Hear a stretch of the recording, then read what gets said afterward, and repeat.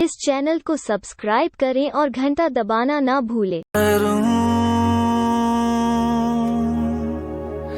बेशुमार तेरे दानों के लिए अब तक तूने संभाला मुझे अपनी बाहों में लिए हुए। अब तक तूने संभाला मुझे अपनी बाहों में लिए हुए।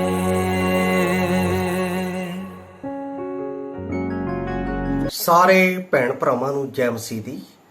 ਅਸੀਂ ਅੱਜ ਦੇ 773ਵੇਂ ਸਵੇਰ ਦੇ ਮਨਨ ਵਿੱਚ ਆਪ ਦਾ ਸਵਾਗਤ ਕਰਦੇ ਹਾਂ। ਪ੍ਰਭੂ ਆਪ ਨੂੰ ਅੱਜ ਦੇ ਇਸ ਜੈ ਦੇ ਦਿਨ ਅਤੇ ਪੁਨਰਥਾਨ ਦੇ ਵਿੱਚ ਧੰਨਵਾਦ ਦੇ ਇਸ ਵਚਨ ਦੇ ਰਾਹੀਂ ਆਪ ਨੂੰ ਉਸ ਦੇ ਅੱਗੇ ਧੰਨਵਾਦ ਕਰਨ ਦੇ ਲਈ ਮਦਦ ਕਰੇ। ਇਸ ਤੋਂ ਪਹਿਲਾਂ ਕਿ ਅਸੀਂ ਇਸ ਦਾ ਮਨਨ ਕਰੀਏ, ਅਸੀਂ ਪ੍ਰਾਰਥਨਾ ਵਿੱਚ ਜਾਵਾਂਗੇ। ਦਿਆਲੂ, ਕਿਰਪਾਲੂ, ਮਿਹਰਬਾਨ, ਪ੍ਰੇਮੀ ਪਰਮੇਸ਼ਰ, ਅਸੀਂ ਤੇਰਾ ਧੰਨਵਾਦ, ਤੇਰੀ ਮਹਿਮਾ, ਤੇਰੀ ਵਡਿਆਈ ਕਰਦੇ ਹਾਂ। ਤੂੰ ਸੱਚਮੁੱਚ ਰਾਜਿਆਂ ਦਾ ਰਾਜਾ, ਪ੍ਰਭੂਆਂ ਦਾ ਪ੍ਰਭੂ ਹੈ, ਸਰਬ ਵਿਆਪੀ, ਸਰਵਗਿਆ ਪਰਮੇਸ਼ਰ ਹੈ। ਤੂੰ ਸਾਨੂੰ ਕਦੇ ਛੱਡਦਾ ਨਹੀਂ, ਕਦੇ ਤਿਆਗਦਾ ਨਹੀਂ, ਹਮੇਸ਼ਾ ਸਾਡੇ ਨਾਲ ਵਫਾਦਾਰ ਰਹਿਣਾ ਹੈ ਅਤੇ ਆਪਣੀ ਭਲਾਈ ਸਾਡੇ ਜੀਵਨ ਵਿੱਚ ਪ੍ਰਗਟ ਕਰਦਾ ਹੈ ਕਿ ਅਸੀਂ ਤੇਰੇ ਨਾਮ ਨੂੰ ਉੱਚਾ ਕਰ ਸਕੀਏ। ਪਰਮੇਸ਼ਰ ਪਿਤਾ, ਅੱਜ ਦੇ ਜੈ ਦੇ ਦਿਨ ਦੇ ਵਿੱਚ ਅਸੀਂ ਆਪ ਦੇ ਅੱਗੇ ਜੋ ਵਚਨ ਪੜ੍ਹੀਏ ਉਸ ਦੇ ਰਾਹੀਂ ਆਪ ਨੂੰ ਆਸ਼ੀਸ਼ ਔਰ ਮਹਿਮਾ, ਪਰਮੇਸ਼ਰ ਪਿਤਾ, ਉਸ ਜੀਵਨ ਨੂੰ ਜੋ ਆਪ ਨੇ ਸਾਡੇ ਜੀਵਨ ਵਿੱਚ ਆਸ਼ੀਸ਼ ਦੇ ਨਾਲ ਦਿੱਤੀ ਹੈ ਪ੍ਰਸਤੁਤ ਕਰਨ ਦੇ ਲਈ ਸਾਡੀ ਮਦਦ ਕਰ, ਜਿਸ ਦੇ ਨਾਲ ਆਪ ਦੀ ਵਡਿਆਈ ਹੋ ਸਕੇ। ਆਪ ਨੂੰ ਅਸੀਂ ਧੰਨਵਾਦ ਦੇ ਕੇ ਆਪ ਦੇ ਨਾਮ ਨੂੰ ਉੱਚਾ ਕਰ ਸਕੀਏ। ਸਭ ਕੁਝ ਕਰਨ ਦੇ ਲਈ ਸਾਡੀ ਮਦਦ ਕਰ, ਮੰਗਦੇ ਹਾਂ ਪ੍ਰਭੂ ਯਿਸੂ ਮਸੀਹ ਦੇ ਪਵਿੱਤਰ ਤੇ ਸਮਰਥੀ ਨਾਮ ਵਿੱਚ, ਆਮੀਨ। ਪਿਆਰੇ ਅਜ਼ੀਜ਼, ਅੱਜ ਦਾ ਜੋ ਮੈਂ ਧੰਨਵਾਦ ਦੇ ਲਈ ਵਚਨ ਲਿਆ ਹੈ ਉਹ ਲਿਆ ਹੈ ਕੂਚ ਦੀ ਪੁਸਤਕ 15 ਅਧਿਆਇ ਉਸ ਦੀ 25 ਆਇਤ ਵਿੱਚੋਂ। ਇੱਥੇ ਇਸ ਤਰ੍ਹਾਂ ਲਿਖਿਆ ਹੈ, ਤਦ ਮੂਸਾ ਨੇ ਯਹੋਵਾ ਦੇ ਅੱਗੇ ਦਿਹਾਈ ਦਿੱਤੀ ਅਤੇ ਯਹੋਵਾ ਨੇ ਉਹਨੂੰ ਇੱਕ ਛੋਟਾ ਪੌਦਾ ਦੱਸਿਆ ਜਿਸ ਨੂੰ ਜਦ ਉਸਨੇ ਪਾਣੀ ਵਿੱਚ ਸੁੱਟਿਆ ਤਾਂ ਉਹ ਪਾਣੀ ਮਿੱਠਾ ਹੋ ਗਿਆ।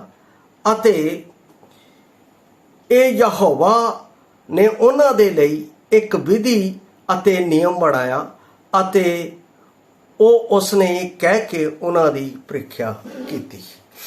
ਪਿਆਰੇ ਅਜ਼ੀਜ਼, ਜਦੋਂ ਅਸੀਂ ਇਸ ਵਚਨ ਨੂੰ ਪੜ੍ਹਦੇ ਹਾਂ, ਇਸ ਵਚਨ ਦੇ ਵਿੱਚ ਮਨੁੱਖੀ ਜੀਵਨ ਦੇ ਬਚਾਵ ਦੀ ਯੋਜਨਾ ਨਜ਼ਰ ਆਉਂਦੀ ਹੈ ਜੋ ਪਰਮੇਸ਼ਵਰ ਨੇ ਮੇਰੇ ਅਤੇ ਆਪ ਦੇ ਲਈ ਸ੍ਰਿਸ਼ਟੀ ਦੀ ਰਚਨਾ ਤੋਂ ਪਹਿਲਾਂ ਹੀ ਤਿਆਰ ਕਰ ਦਿੱਤੀ, ਕਿਉਂਕਿ ਉਹ ਜਾਣਦਾ ਸੀ ਅਸੀਂ ਮਨੁੱਖ ਪਰਮੇਸ਼ਵਰ ਦੇ ਨਿਯਮ ਦੇ ਉੱਤੇ ਟਿਕੇ ਨਹੀਂ ਰਹਿ ਸਕਦੇ। ਔਰ ਇਸ ਗੱਲ ਦਾ ਜੋ ਵਿਚਾਰ ਹੈ ਉਹ ਉਤਪਤੀ ਪੁਸਤਕ ਦੇ ਵਿੱਚੋਂ ਸਾਨੂੰ ਮਿਲਦਾ ਹੈ, ਕਿਉਂਕਿ ਪਹਿਲੇ ਆਦਮ ਅਤੇ ਹਵਾ ਨੇ ਪਰਮੇਸ਼ਵਰ ਦੇ ਨਿਯਮ ਨੂੰ ਟੁਕਿਆ, ਜਿਹੜਾ ਉਸ ਨਿਯਮ ਨੂੰ ਜੋ ਪਰਮੇਸ਼ਵਰ ਨੇ ਦਿੱਤਾ ਸੀ ਉਸ ਤੇ ਉਹ ਬਣੇ ਨਾ ਰਹੇ। ਪਰ ਜਦੋਂ ਪਾਪ ਦੇ ਵਿੱਚ ਡਿੱਗ ਗਏ ਤਾਂ ਸਰਬੱਤ ਸ੍ਰਿਸ਼ਟੀ ਪਾਪ ਦੇ ਅਧੀਨ ਆ ਗਈ। ਉਹਦੇ ਵਿੱਚੋਂ ਮੈਂ ਵੀ ਉਸ ਦੇ ਅਧੀਨ ਆ ਗਿਆ ਅਤੇ ਮੇਰੇ ਉੱਤੇ ਵੀ ਉਸ ਅਧੀਨਤਾ ਦੇ ਵਿੱਚ ਮੇਰੇ ਲਈ ਪਰਮੇਸ਼ਵਰ ਦਾ ਨਿਆਂ ਖੜਾ ਹੋ ਗਿਆ। ਪਰਮੇਸ਼ਵਰ ਦਾ ਨਿਆਂ ਸੀ ਪਾਪ ਦੀ ਮਜ਼ਦੂਰੀ ਮੌਤ, ਔਰ ਇਹ ਮੌਤ ਮੇਰੇ ਵਿੱਚ ਆ ਚੁੱਕੀ ਸੀ। ਮੈਂ ਇਸ ਤੋਂ ਬਚ ਨਹੀਂ ਸੀ ਸਕਦਾ, ਮੈਂ ਇਸ ਤੋਂ ਛੁੱਟ ਨਹੀਂ ਸੀ ਸਕਦਾ। ਮੈਂ ਜਿੰਨੇ ਵੀ ਪ੍ਰਯਾਸ ਕਰਾਂ, ਜਿੰਨੀ ਵੀ ਕੋਸ਼ਿਸ਼ ਕਰਾਂ, ਸਭ ਮਿੱਥ ਸੀ। ਕਿਉਂਕਿ ਉਹ ਪਰਮੇਸ਼ਰ ਦਾ ਨਿਆਂ ਸੀ ਔਰ ਪਵਿੱਤਰਤਾ ਦੇ ਪ੍ਰਤੀ ਉਸ ਦਾ ਨਿਆਂ ਸੀ, ਆਗਿਆਕਾਰੀਤਾ ਦੇ ਪ੍ਰਤੀ ਉਸ ਦਾ ਨਿਆਂ ਸੀ, ਪਰਮੇਸ਼ਰ ਦੇ ਨਿਯਮ ਦੇ ਪ੍ਰਤੀ ਉਹ ਨਿਆਂ ਸੀ, ਪਰਮੇਸ਼ਰ ਦੇ ਪ੍ਰੇਮ ਦੇ ਪ੍ਰਤੀ ਉਹ ਨਿਆਂ ਸੀ, ਪਰਮੇਸ਼ਰ ਦੀ ਮਹਿਮਾ ਅਤੇ ਪ੍ਰਤਾਪ ਦੇ ਪ੍ਰਤੀ ਉਹ ਨਿਆਂ ਸੀ। ਕਿਉਂ ਪਰਮੇਸ਼ਵਰ ਨੇ ਮੈਨੂੰ ਆਪਣੀ ਸਮਾਨਤਾ ਦੇ ਵਿੱਚ ਬਾਗ ਅਦਨ ਦੇ ਵਿੱਚ ਦਿੱਤਾ ਹੋਇਆ ਸੀ, ਜਿਸ ਨੂੰ ਅਸੀਂ ਇੱਕ ਨਿਯਮ ਦੇ ਤੋੜਨ ਦੇ ਨਾਲ ਖੋ ਦਿੱਤਾ। ਪਰ ਪਰਮੇਸ਼ਵਰ ਜਾਣਦਾ ਸੀ ਕਿ ਅਸੀਂ ਇਹ ਪਵਿੱਤਰਤਾ ਦੇ ਵਿੱਚ ਚਲੇ ਗਏ ਹਾਂ, मौत दे विच चले गए हैं, उस तो असी अपने आप दे विच नहीं बच सकते। पर परमेश्वर ने मेरे अते आप दे लई उपराला कीता है।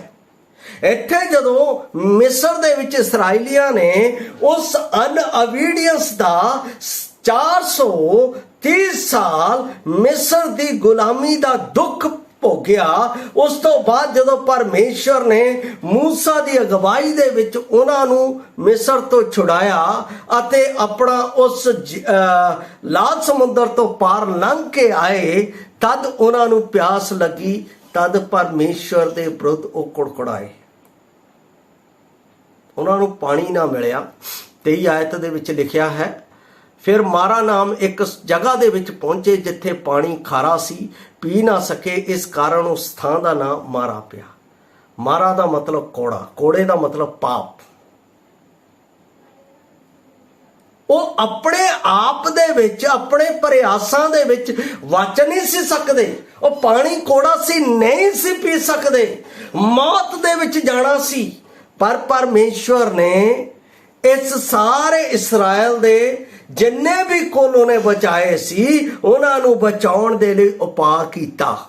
ਅੱਜ ਮੇਰੇ ਅਤੇ ਆਪ ਦੇ ਲਈ ਵੀ ਪਰਮੇਸ਼ਵਰ ਨੇ ਇਸ ਪਾਪ ਤੋਂ ਜਿਹੜਾ ਕੜਤਨ ਦੇ ਨਾਲ ਭਰਿਆ ਹੋਇਆ ਸੀ, ਜਿਸ ਦੇ ਵਿੱਚ ਅਸੀਂ ਮਰ ਰਹੇ ਸੀ, ਜਿਸ ਦੇ ਵਿੱਚ ਸਾਡੀ ਪਿਆਸ ਨਹੀਂ ਸੀ ਬੁਝ ਸਕਦੀ, ਜਿਸ ਦੇ ਵਿੱਚ ਅਸੀਂ ਸ਼ਾਂਤੀ ਨਹੀਂ ਸੀ ਪਾ ਸਕਦੇ, ਜਿਸ ਦੇ ਵਿੱਚ ਅਸੀਂ ਛੁਟਕਾਰਾ ਨਹੀਂ ਸੀ ਪਾ ਸਕਦੇ, ਉਸ ਤੋਂ ਛੁਟਕਾਰਾ ਮਿਲਣ ਦੇ ਲਈ ਪਰਮੇਸ਼ਵਰ ਨੇ ਮੇਰੇ ਅਤੇ ਆਪ ਦੇ ਲਈ ਉਪਾਅ ਕੀਤਾ। ਲਿਖਿਆ ਛੋਟਾ ਜਿਹਾ ਪੌਦਾ ਉਹਨਾਂ ਨੂੰ ਮੂਸਾ ਨੂੰ ਦਿਖਾਇਆ ਅਤੇ ਉਸ ਨੂੰ ਕਿਹਾ ਕੱਟ ਕੇ ਇਹਦੇ ਵਿੱਚ ਸੁੱਟ ਦੇ, ਤੇ ਲਿਖਿਆ ਪਾਣੀ ਮਿੱਠਾ ਹੋ ਗਿਆ ਤੇ ਸਭੇ ਉਸ ਦੇ ਨਾਲ ਪੀ ਕੇ ਤ੍ਰਿਪਤ ਹੋ ਗਿਆ ਤੇ ਬਚ ਗਏ। ਪਿਆਰੋ, ਪਰਮੇਸ਼ਵਰ ਦੇ ਸਮਕਸ਼ ਸਾਰੀ ਸ੍ਰਿਸ਼ਟੀ ਪਾਪ ਦੇ ਅਧੀਨ ਸੀ ਅਤੇ ਪਾਪ ਦੀ ਸਜ਼ਾਏ ਮੌਤ ਵਿੱਚ ਜਾ ਰਹੀ ਸੀ।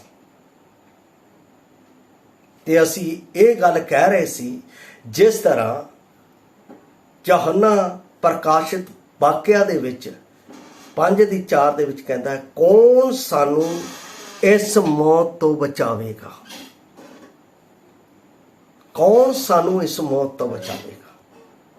ਸਾਡੇ ਕੋਲ ਰਸਤਾ ਨਹੀਂ ਸੀ। ਤਦ ਪਰਮੇਸ਼ਵਰ ਦੇ ਇੱਕ ਬਜ਼ੁਰਗ ਨੇ ਯਹੋਨਾ ਦੀ ਪਿੱਠ ਥਪਥਪਾਉਂਦੇ ਕਿਹਾ, ਵੇਖ ਯਹੂਦਾ ਦੇ ਗੋਤਰ ਵਿੱਚੋਂ ਇੱਕ ਬੱਬਰ ਸ਼ੇਰ ਉੱਠ ਖੜਿਆ ਹੈ, ਜਿਹੜਾ ਇਹਨਾਂ 7 ਮੋਹਰਾਂ ਨੂੰ ਤੋੜਨ ਦੇ ਲਈ ਜਿੱਤ ਗਿਆ ਹੈ। ਮੇਰੇ ਲਈ, ਸਰਬੱਤ ਮਨੁੱਖ ਜਾਤੀ ਦੇ ਲਈ ਪਰਮੇਸ਼ਵਰ ਨੇ ਇੱਕੋ ਇੱਕ ਪਰਮੇਸ਼ਵਰ ਦਾ ਪਿਆਰਾ ਮੇਰੇ ਪਾਪਾਂ ਦੇ ਛੁਟਕਾਰੇ ਦੇ ਲਈ ਇਸ ਪਾਪ ਰੂਪੀ ਧਰਤੀ ਦੇ ਵਿੱਚ ਮੇਰਾ ਕਰਜ਼ ਚੁਕਾਉਣ ਦੇ ਲਈ ਘੱਲਿਆ। ਇਹ ਆਸਾਨ ਨਹੀਂ ਸੀ, ਉਹ ਪਵਿੱਤਰ ਸੀ, ਕਿਉਂਕਿ ਪਰਮੇਸ਼ਵਰ ਇੱਕ ਪਵਿੱਤਰ ਲੇਲੇ ਦੀ ਮੰਗ ਕਰ ਰਿਹਾ ਸੀ, ਜਿਹੜਾ ਮੇਰੇ ਅਤੇ ਆਪ ਦੇ ਅਤੇ ਸਰਬੱਤ ਮਨੁੱਖ ਜਾਤੀ ਦੇ ਲਈ ਬਲੀਦਾਨ ਦੇ ਸਕੇ ਅਤੇ ਉਹਨਾਂ ਦੇ ਪਾਪਾਂ ਦਾ ਰਿਣ ਚੁਕਾ ਕੇ ਉਹਨਾਂ ਨੂੰ ਪਵਿੱਤਰ ਜ਼ਿੰਦਗੀ ਦੇ ਕੇ ਪਰਮੇਸ਼ਵਰ ਦੇ ਨੇੜੇ ਲਿਆ ਸਕੇ।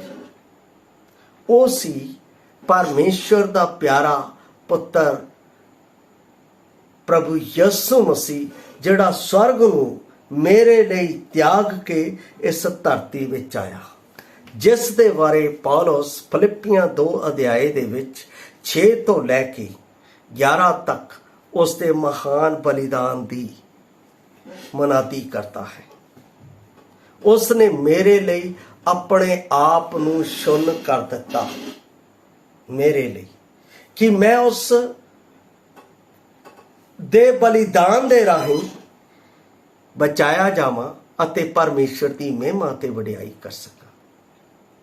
ਜੋ ਸੰਗਤ ਪਹਿਲਾਂ ਆਦਮ ਦੇ ਨਾਲ ਬਾਗੇ ਆਦਮ ਦੇ ਵਿੱਚ ਪਰਮੇਸ਼ਵਰ ਦੀ ਹੁੰਦੀ ਸੀ, ਉਹ ਸੰਗਤ ਮੇਰੀ ਉਸ ਦੇ ਨਾਲ ਹੋ ਸਕੇ। ਉਸ ਸੰਗਤ ਨੂੰ ਕਰਾਉਣ ਦੇ ਲਈ, ਉਸ ਦਾ ਧੰਨਵਾਦ ਦੇਣ ਦੇ ਲਈ, ਉਸ ਦੀ ਮਹਿਮਾ ਕਰਨ ਦੇ ਲਈ ਉਸ ਨੇ ਆਪਣੇ ਪਿਆਰੇ ਪੁੱਤਰ ਦਾ ਸਰਫਾਨਾ ਕੀਤਾ। ਯਹੋਨਾ ਕਹਿੰਦਾ, ਉਹ ਵੇਖੋ ਪਰਮੇਸ਼ਵਰ ਦਾ ਮੇਮਨਾ ਪ੍ਰਭੂ ਯਿਸੂ ਮਸੀਹ, ਜਿਹੜਾ ਸਾਰੇ ਜਗਤ ਤੇ ਮਨੁੱਖਾਂ ਦਾ ਪਾਪ ਦਾ ਭਾਰ ਚੁੱਕ ਲੈ ਜਾਂਦਾ ਹੈ। ਹੁਣ ਜਦੋਂ ਅਸੀਂ ਉਸ ਨੂੰ ਸਵੀਕਾਰ ਕਰਦੇ ਹਾਂ, ਉਸ ਨੂੰ ਮੰਨ ਲੈਂਦੇ ਹਾਂ ਕਿ ਉਹ ਮੇਰੇ ਪਾਪਾਂ ਦੇ ਲਈ ਮਾਰਿਆ ਗਿਆ, ਗੱਡਿਆ ਗਿਆ, ਤੀਸਰੇ ਦਿਨ ਜੀ ਉੱਠਿਆ, ਹੁਣ ਉਹ ਮੇਰਾ ਪ੍ਰਭੂ ਹੈ। ਸਵੀਕਾਰ ਕਰਨ ਦੇ ਨਾਲ ਉਹ ਮੈਨੂੰ ਆਪਣੇ ਪੁੱਤਰ ਹੋਣ ਦਾ ਹੱਕ ਦਿੰਦਾ ਹੈ।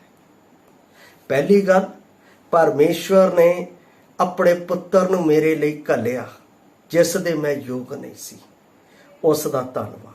ਦੂਸਰੀ ਗੱਲ, ਉਹ ਪੁੱਤਰ ਨਿਸੰਗ, ਨਿਸਵਾਰਥ ਅਤੇ ਪਵਿੱਤਰਤਾ ਦੇ ਵਿੱਚ ਮੇਰੇ ਸਾਰੇ ਪਾਪਾਂ ਦਾ ਰਿਣ ਕਲਵਰੀ ਕਰੂਸ ਦੇ ਉੱਤੇ ਚੁਕਾਉਂਦਾ ਹੈ। ਦੂਸਰੀ ਗੱਲ, ਉਸ ਦਾ ਉਸ ਬਲੀਦਾਨ ਦੇ ਲਈ ਧੰਨਵਾਦ। ਤੀਸਰੀ ਗੱਲ, ਉਸ ਦੇ ਬਲੀਦਾਨ ਦੇ ਨਾਲ ਮੇਰਾ ਮੇਲ ਪਵਿੱਤਰ ਪਰਮੇਸ਼ਵਰ ਦੇ ਨਾਲ ਹੋ ਸਕਿਆ ਕਿ ਮੈਂ ਉਸ ਵਿੱਚ ਪਰਮੇਸ਼ਵਰ ਦਾ ਪੁੱਤਰ ਬਣ ਕੇ ਉਸ ਦੀ ਵਡਿਆਈ ਅਤੇ ਉਸਤਤ ਕਰ ਸਕਾਂ, ਉਸ ਦੇ ਲਈ ਧੰਨਵਾਦ। ਚੌਥੀ ਗੱਲ, ਉਸ ਦੇ ਵਿੱਚ ਮੈਨੂੰ ਸਵਰਗੀ ਸਦਾ ਦਾ ਜੀਵਨ ਮਿਲਿਆ ਔਰ ਉਸ ਨੂੰ ਦੇਣ ਦੇ ਲਈ ਪਰਮੇਸ਼ਵਰ ਨੇ ਮੇਰੇ ਲਈ ਆਪਣੇ ਪੁੱਤਰ ਦਾ ਤਿਆਗ ਕੀਤਾ, ਉਸ ਦੇ ਲਈ ਧੰਨਵਾਦ। ਪੰਜਵੀਂ ਗੱਲ, ਉਸ ਨੇ ਮੇਰੇ ਜੀਵਨ ਦੇ ਵਿੱਚ ਸੱਚੀ ਸ਼ਾਂਤੀ ਦਿੱਤੀ। ਜਦੋਂ ਉਹਨਾਂ ਨੇ ਪਾਣੀ ਪੀਤਾ ਤਾਂ ਉਹਨਾਂ ਨੂੰ ਤਸੱਲੀ ਹੋਈ, ਸ਼ਾਂਤੀ ਮਿਲੀ। ਉਸ ਸ਼ਾਂਤੀ ਦੇ ਲਈ ਧੰਨਵਾਦ। ਸੱਚਮੁੱਚ ਉਹ ਪਰਮੇਸ਼ਵਰ ਜਿਸ ਨੇ ਆਪਣੇ ਇਕਲੌਤੇ ਦਾ ਸਰਫਾ ਨਾ ਕੀਤਾ, ਮੇਰੇ ਲਈ ਆਪਣੇ ਆਪ ਨੂੰ ਕੰਗਾਲ ਕਰ ਦਿੱਤਾ ਕਿ ਮੈਂ ਉਸ ਵਿੱਚ ਧਨੀ ਹੋ ਸਕਾਂ, ਉਸ ਪਰਮੇਸ਼ਵਰ ਦਾ ਧੰਨਵਾਦ ਜਿਸ ਪਰਮੇਸ਼ਵਰ ਨੇ ਮੇਰੇ ਨਾਲ ਇੰਨਾ ਪਿਆਰ ਕੀਤਾ, ਇੰਨਾ ਪਿਆਰ ਕੀਤਾ ਕਿ ਆਪਣੀ ਸਭ ਤੋਂ ਬਹੁਮੁੱਲੀ ਔਰ ਸਭ ਤੋਂ ਕੀਮਤੀ ਚੀਜ਼ ਪ੍ਰਭੂ ਯਿਸੂ ਮਸੀਹ ਆਪਣਾ ਪਿਆਰਾ ਪੁੱਤਰ ਮੇਰੇ ਜੀਵਨ ਦੇ ਲਈ ਦੇ ਦਿੱਤਾ, ਉਸ ਦਾ ਧੰਨਵਾਦ। ਸੱਚਮੁੱਚ ਉਹ ਪਰਮੇਸ਼ਵਰ ਧੰਨਵਾਦ ਦੇ ਯੋਗ ਹੈ ਕਿ ਅਸੀਂ ਉਸ ਪਰਮੇਸ਼ਵਰ ਦਾ ਜਿਸ ਨੇ ਮੇਰੇ ਨਾਲ ਇੰਨਾ ਪਿਆਰ ਕੀਤਾ ਅਤੇ ਆਪਣੇ ਪਿਆਰੇ ਪੁੱਤਰ ਪ੍ਰਭੂ ਯਿਸੂ ਮਸੀਹ ਨੂੰ ਕਾਲਵਰੀ ਕਰੂਸ ਦੇ ਉੱਤੇ ਦੇ ਦਿੱਤਾ ਕਿ ਮੈਂ ਜੀਵਨ ਪਾਵਾਂ, ਕਿ ਅਸੀਂ ਉਸ ਦਾ ਧੰਨਵਾਦ ਨਾ ਕਰੀਏ। ਮੈਂ ਇਸ ਵਚਨ ਦੇ ਰਾਹੀਂ ਜੋ ਪਰਛਾਈ ਦੀ ਮਾਨੰਦ ਹੈ ਉਸ ਦੇ ਨਿਮਿਤ ਪਰਮੇਸ਼ਵਰ ਦੀਆਂ ਕੀਤੀਆਂ ਭਲਾਈਆਂ ਨੂੰ ਯਾਦ ਕਰਕੇ ਉਸ ਦਾ ਧੰਨਵਾਦ ਕਰਦਾ। ਪ੍ਰਭੂ ਇਸ ਧੰਨਵਾਦ ਨੂੰ ਇਸ ਵਚਨ ਦੇ ਨਾਲ ਸਵੀਕਾਰ ਕਰੇ, ਉਸ ਦੀ ਮਹਿਮਾ, ਉਸ ਦੀ ਵਡਿਆਈ ਇਸ ਦੇ ਰਾਹੀਂ ਉਸ ਦੇ ਜੀਵਨ ਦੇ ਵਿੱਚ ਹੋਵੇ। ਪ੍ਰਭੂ ਆਪ ਸਭ ਨੂੰ ਇਸ ਦੇ ਰਾਹੀਂ ਧੰਨਵਾਦ ਦੇਣ ਦੇ ਲਈ ਮਦਦ ਕਰੇ। ਜੈ ਮਸੀਹ ਦੀ ਮਹਾਰਾਜ।